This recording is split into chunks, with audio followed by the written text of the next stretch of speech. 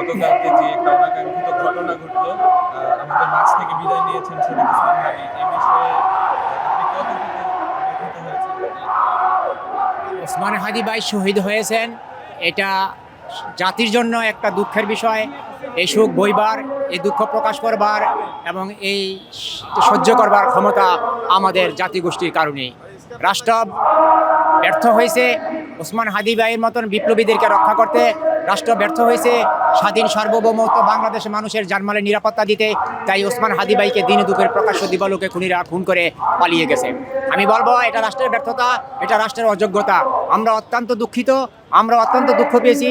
আমরা আমাদের একজন বিপ্লবীকে হারিয়েছি, একদম সাহসী সৈনিককে হারিয়েছি, যিনি ইনসাফের বাংলাদেশ গড়ার জন্য, যিনি দুর্নীতিমুক্ত বাংলাদেশ গড়ার জন্য, যিনি ন্যায়ের বাংলাদেশ গড়ার জন্য লড়াই করে যাচ্ছেন, লড়াই শুরু করেছিলেন, যিনি ভারতীয় আধিপত্যবাদকে দুমড়ে মুচড়ে ফেলে দিতে চেয়েছিলেন, যিনি ভারতীয় দালালিকে এই দেশ থেকে চিরতরে উৎখাত করতে চেয়েছিলেন, যিনি এই দেশের মানুষকে স্বাধীন সার্বভৌম বাংলাদেশের মানুষকে, বাংলাদেশের সাধারণ জনগণকে সুখে শান্তিতে একটা ইনসাফের বাংলাদেশ গড়ার স্বপ্ন দেখেছিলেন, সেই ওসমান হাদি ভাইকে তারা হত্যা করেছে।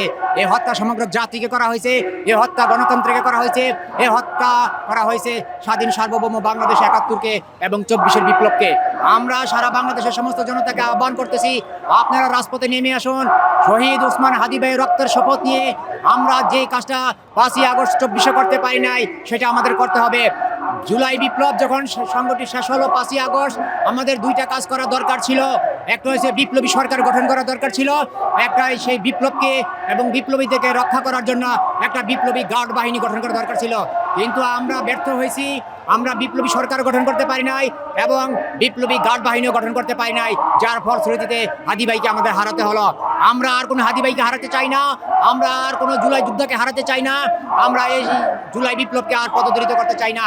তাই সংগ্রামী দেশবাসী, বিপ্লবী তৌহিদি জনতা, আপনাদের কাছে ঔদাত্ত আহ্বান, সবাই রাজপথে চলে আসুন, সবাই শাহবাগে চলে আসুন।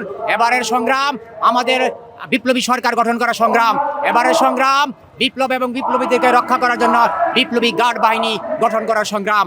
আমরা এই সংগ্রাম চালিয়ে যাব ইনশাআল্লাহ, এই প্রত্যাশা ব্যক্ত করছি।